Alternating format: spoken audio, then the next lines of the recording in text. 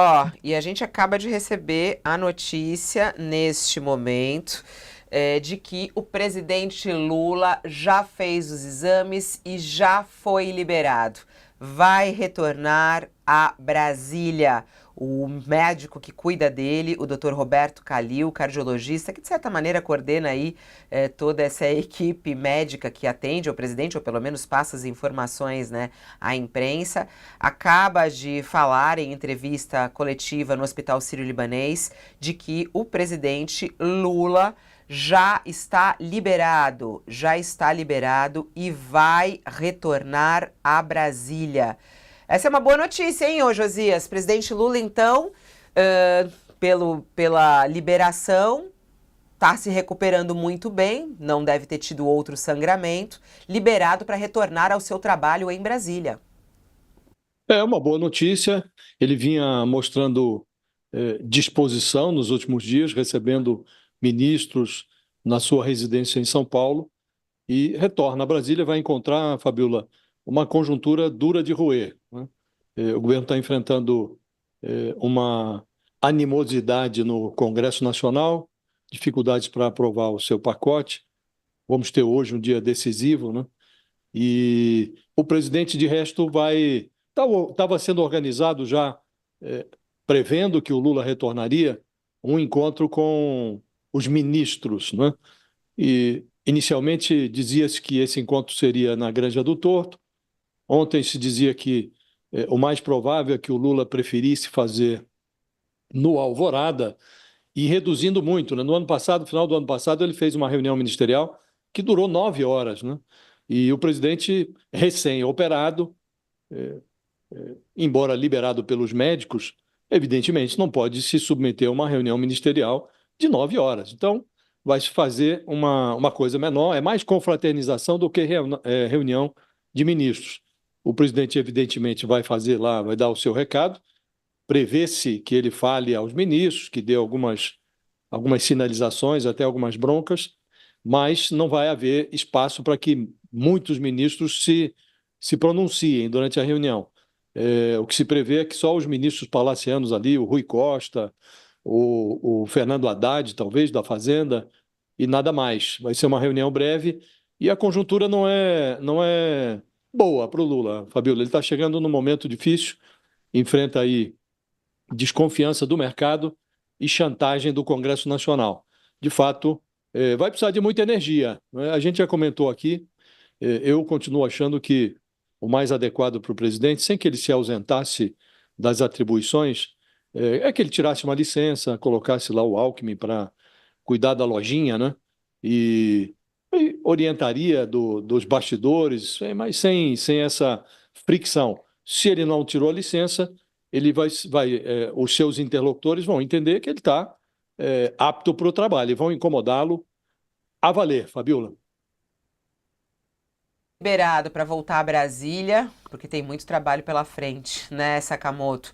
Mas essa é uma boa notícia, havia uma preocupação, né? Porque como a gente ouviu aqui vários neurocirurgiões e pode acontecer que o sangramento pode voltar numa cirurgia como essa, por isso esse monitoramento sendo feito dessa maneira ao presidente Lula, mas agora essa informação, depois dessa tomografia, Lula segue bem, ficou se recuperando numa casa aqui em São Paulo, mas agora já pode voltar ao Palácio da Alvorada e é a boa notícia dessa quinta-feira do presidente Lula, já está melhor, né, Sakamoto? É uma excelente notícia. A gente desejou recuperação ao presidente da República, né? Afinal de contas, o Brasil está em chamas, né? Então, ele precisa também, não só por conta da saúde pessoal dele, né? Mas também para ele poder continuar dirigindo o país, né? É claro, eu acho que é importante a gente dizer uma coisa, e isso desde que ele caiu, né? Teve o tombo e houve a internação da primeira vez, foi falado uma coisa, mas é importante repetir porque o pessoal esquece. Gente, o presidente Lula, por conta desse episódio, vai ter que fazer um acompanhamento, um monitoramento por toda a vida. Vamos repetir, por toda a vida. Isso já ficou claro, né? Já ficou claro lá atrás, né? É claro que a fase aguda do processo, ela vai se dissipando, mas todos os médicos falaram que por conta disso, ele vai ter que sim fazer monitoramento. Aí muita gente fala, nossa, que coisa, então significa que ele não vai poder concorrer em 2026? Ora, se ele estiver bem do ponto de vista de saúde, e isso principalmente do ponto de vista da sua capacidade intelectual, não há problema nenhum, né? E isso, essa questão da idade do presidente já estava posta antes dele cair, né? A questão da queda vai entregar uma nova camada, né? Mas ele vai ter que fazer acompanhamento, né? O próprio presidente Jair Bolsonaro, depois do abominável atentado que ele sofreu em 6 de setembro de 2018, ele entrou numa condição que também ele precisa fazer acompanhamento por toda a vida. Por conta disso, por conta da situação, né, do intestino dele que foi atingido pela facada. Ele vai ter que fazer acompanhamento por toda a vida. Os dois vão ter que fazer acompanhamento por toda a vida. Agora, são pessoas já idosas, né? Então isso vai entrar no rol de processos de acompanhamento. Não é isso que vai dizer se ele pode ou não concorrer em 2026, né? Vai ser o quadro clínico geral dele. E aí, retomando para falar de Brasília, né? Ele vai voltar para a capital federal, com a capital federal em chamas. A gente tem uma situação, bem, lembrou Josias, o Congresso fazendo chantagem e tentando extorquir ao máximo o governo com relação a emendas, com relação a projetos bizarros, tudo para poder ver aprovado o pacote fiscal, sendo que o pacote fiscal não é um favor para o governo, inclusive o pacote fiscal é um problema para o governo, porque determinadas medidas vão tirar a popularidade do Lula junto a quem ganha até 2 salários mínimos, que são a sua base eleitoral. Então, ou seja, o governo está tentando aprovar um pacote que é em si contrário à sua base eleitoral, mas está tentando aprovar exatamente por conta da saúde do país. Só que aí o que acontece é que uma parte dos congressistas, uma parte quer ver o circo pegando fogo, quanto pior, melhor. Sim, parte do Congresso cria problemas no pacote fiscal, porque para eles, quanto pior, melhor, pensando em 2026. E uma outra parte está fazendo chantagem pura e simples mesmo. Do outro lado, a gente também tem chantagem da grossa por parte do mercado. E acho que é isso também que é importante que a gente coloque. O mercado, em parte, ele está apreensivo. Primeiro que mercado, não existe essa figura, o mercado, a gente acaba falando que é mais fácil, né? Mas não existe o mercado, existem operadores, alguns mais responsáveis, outros completamente irresponsáveis, menos ideológicos, outros ideologizados até o último fio de cabelo. Então, o que acontece é que todo mundo é uma maçaroca de interesses nesse meio. E dentro desses interesses, temos pessoas que estão preocupadas com a saúde fiscal do país, esperando do governo medidas para que possam tomar investimentos, retomar investimentos e tudo isso mais.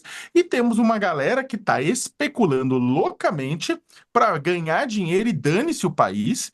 Dane-se, a moral até o extremo, é importante que se diga.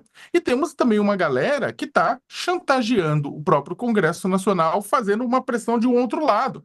Falando, o Congresso está resistindo, então vamos subir no dólar para mostrar que a gente está insatisfeito, para tentar forçar o Congresso a aprovar o pacote. Ora, não é o mercado não pode jogar com isso. Né? E só para terminar, pela uma última coisa do outro, e por final, temos um pessoal que está fazendo chantagem com o governo e com o Congresso contrária à taxação dos super ricos, aquela coisa de quem ganha mais de 600 mil reais. É uma confluência de interesses também dentro do mercado.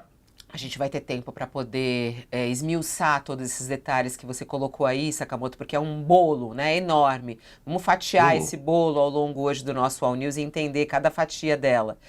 Só que nesse momento, como você está falando, o que está acontecendo com o que a gente chama de mercado financeiro, virou o dólar que começou o dia em queda, voltou a subir, está subindo 0,40% neste momento e batendo aí quase R$ 6,30, o maior valor da história.